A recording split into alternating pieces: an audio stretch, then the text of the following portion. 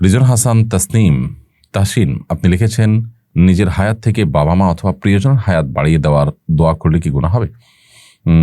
এরকম দোয়া আসলে কোনো অর্থবহ দোয়া নয়। কারণ আসলে আপনার হায়াত থেকে বাড়িয়ে আরেকজনকে দিবেন, বা কেউ কারোর হায়াত থেকে কমানো হবে, আরেক জায়গায় প্লাস করা হবে, মাইনাস করা হবে, এরকম কোনো অপশন নেই আসলে, আমাদের হাতে অন্তত নেই। আল্লাহ সুবহানাহু ওয়া তাআলা প্রত্যেকের জন্য যা বরাদ্দ রেখেছেন তিনি তাই ভোগ করবেন, কারণ সুন্নাহ সেটাই বলে। অতএব এরকম দোয়া করা অমূলক দোয়া, এ দোয়া অর্থবহ কোনো দোয়া নয়। আমরা যেটি করতে পারি সেটা হলো, যাদের নেক হায়াত বৃদ্ধি চাই তাদের জন্য আমরা আল্লাহর কাছে দোয়া করবো, আল্লাহ তার হায়াত বৃদ্ধি করে দেন, তাকে নেক হায়াত দেন, দীর্ঘদিন তাকে আপনি ইমানের সাথে বাঁচিয়ে রাখেন, আমলের সাথে বাঁচিয়ে রাখেন, সেটাও আমরা করতে পারি। কিন্তু অমুকের হায়াত থেকে, আমার নিজের হায়াত থেকে আপনি কমায় তাকে বাড়ায় দেন, এটার কোনো প্রয়োজন নেই, কারণ আল্লাহর কাছে তো অভাব পড়েনি যে আমারটা কমায় তাকে বাড়ায় দিতে হবে। রাকিবুল ইসলাম আপনি লিখেছেন, ইন্ডিয়া থেকে বলছি, আমাদের মসজিদে নামাজ এত তাড়াতাড়ি হয় যে পুরো তাসবিহ পড়ার সময় পাই না, এর ক্ষেত্রে করণীয় কি? আপনার মসজিদে নামাজে যদি খুব বেশি তাড়াহুড়ো করা হয় এবং পুরো তাসবিহ পড়ার সময় না পান, তাহলে সেক্ষেত্রে ইমামের অনুকরণের জন্য আপনি চেষ্টা করবেন তাসবিহ না পড়ে হলেও অনুকরণ করা। আর যদি মনে হয় যে না, আমি আর সামান্য একটু বাকি আছে, বলে ফেলতে পারি, তাহলে বলে ফেলে তারপর ইমাম অনুকরণ করবেন, তাতে অসুবিধা নেই। আর ইমাম সাহেবকে নামাজের আগে পরে বোঝানোর চেষ্টা করবেন, কাউন্সিলিং করার চেষ্টা করবেন, যেন তিনি মানুষকে তাসবিহ পাঠের সময় সুযোগ দেন এবং তিনি যেন সালাত ধীরে ধীরে পড়েন, তাড়াহুড়া না করেন, এটি তাকে বোঝাতে হবে। সোহেল মন্ডল লিখেছেন, ইন্ডিয়া থেকে বলছি, আমি একটা খ্রিস্টান বাড়িতে কাজ করি, তার বাড়ির খাবার খাওয়া যাবে কিনা? হালাল খাবার দিলে সেটা খেতে পারেন, তার খাবারে যদি হারাম কিছু না থাকে, অপবিত্র কিছু না থাকে, আপনি খেতে পারেন, কোনো অসুবিধা নেই। এরপরে আজমাইন আকিব আপনি লিখেছেন, আমার বাবা পুলিশ অফিসার ছিলেন, তার উপার্জনের হারাম হালাল মিশ্রিত ছিল, তার ইনকামের টাকায় অনেক সম্পদ করেছেন, তিনি মারা যাওয়ার পর সম্পদ মা এবং আমাদের ভাই বোনদের মধ্যে বণ্টিত হয়েছে। এখন আমার অংশ কি আমার জন্য ভোগ করা হালাল হবে?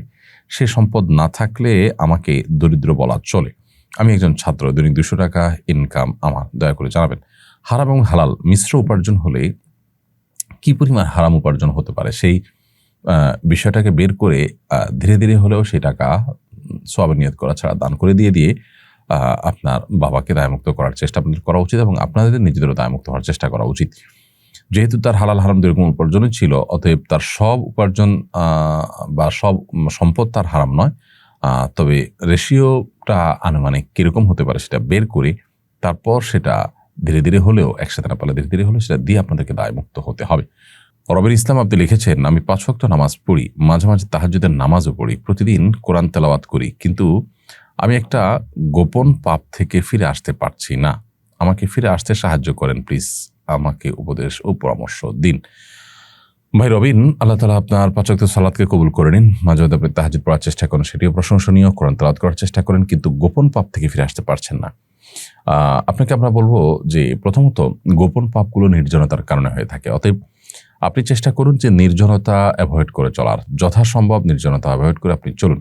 বিশেষ করে নির্জন কক্ষে একাকী থাকা, এই ব্যাপারটা থেকে আপনি যথেষ্ট সতর্ক থাকেন, কারণ শয়তান তখন আপনাকে প্ররোচিত করে। দ্বিতীয়ত, আপনি কোনো পাপাচারে লিপ্ত হলে সেই পাপাচার থেকে বাঁচার বন্ধ করার যে পথ আছে, সে পথে, যেমন যদি মাস্টারবেশনের বদভ্যাস থেকে থাকে, তাহলে আপনার বিয়ে একটা উত্তম সমাধান, আপনি খুব দ্রুততার সাথে বিয়ের উদ্যোগ নিন এবং নিজের চরিত্রকে হেফাজতের ব্যবস্থা করুন। আল্লাহ তাআলা আপনার প্রতি রহম করুন, সেই সাথে আপনি নেককার, আল্লাহ ভীরু, মুত্তাকি, আল্লাহওয়ালা মানুষদের সোহবত এবং সান্নিধ্যে আসা যাওয়া করেন, ইনশাআল্লাহ আশা করা যায় আল্লাহ তাআলা আপনাকে হেফাজত করবেন।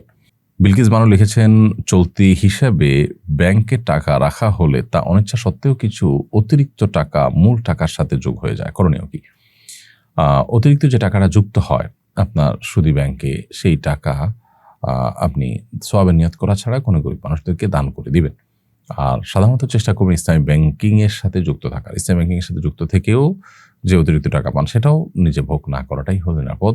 সেটা কোনো গরিব মানুষকে সওয়াবের নিয়ত করা ছাড়া দান করে দিবেন, ইনশাআল্লাহ আপনি দায়মুক্ত হবেন।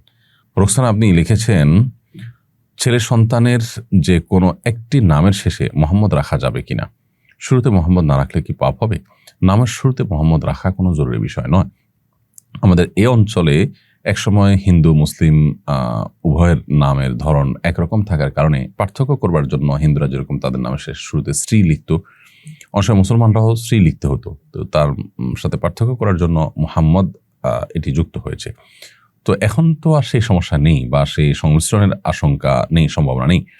যার কারণে এখন নামের শুরুতে মোহাম্মদ লেখার বা শ্রী থেকে পার্থক্য করার জন্য মোহাম্মদ লেখার কোনো বিশেষ কারণ নেই।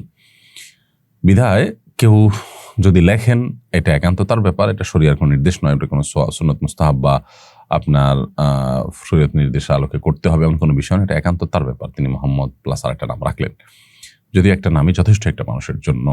মোহাম্মদ একটি পূর্ণাঙ্গ নাম, অতএব একটা পূর্ণাঙ্গ নামের শুরুতে আবার মোহাম্মদ লেখার কোনো প্রয়োজন নেই। রাখলে শুধু মোহাম্মদ রাখি বা অন্য আরেকটা নাম রাখি, তারপরেও কেউ যদি দুটি রাখেন এটা একান্ত তার ব্যাপার। নামের শেষে যদি কেউ মোহাম্মদ যুক্ত করতে চান সেটাও একান্ত তার ব্যাপার। একই কথা শুরুতে শেষে যুক্ত করার মধ্যে কোনো পার্থক্য নেই।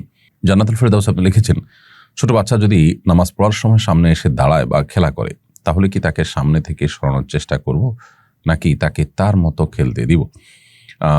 যদি সে আপনার খুব বেশি ডিস্টার্ব করে তাহলে সেক্ষেত্রে আলতোভাবে সরাতে পারেন যাতে আমলে কাসির না হয়, অর্থাৎ আপনি সরাতে গিয়ে আবার এত বেশি মুভমেন্ট করলেন যে আমলে কাসির হয়, এরকম যেন না হয় সেই জিনিসটি খেয়াল করতে হবে। আর যদি সেটা না পারেন তাহলে বা এত বেশি মুভমেন্ট না হয়, বরং সে যেটা খেলছে সে খুবই হালকা পাতলা খেলছে, এরকম যদি হয় তাহলে সেক্ষেত্রে তাকে তার মতো খেলতে দিবেন। আপনি অযথাই তাকে ধরতে গিয়ে নিজের নামাজের মনোযোগ নষ্ট করা কিংবা নামাজের যে কাইফিয়ত, নামাজের যে আপনার নামাজের যে অবস্থার মধ্যে আপনি আছেন সেটির পরিবর্তন করতে যাবেন, সেটার প্রয়োজন নেই।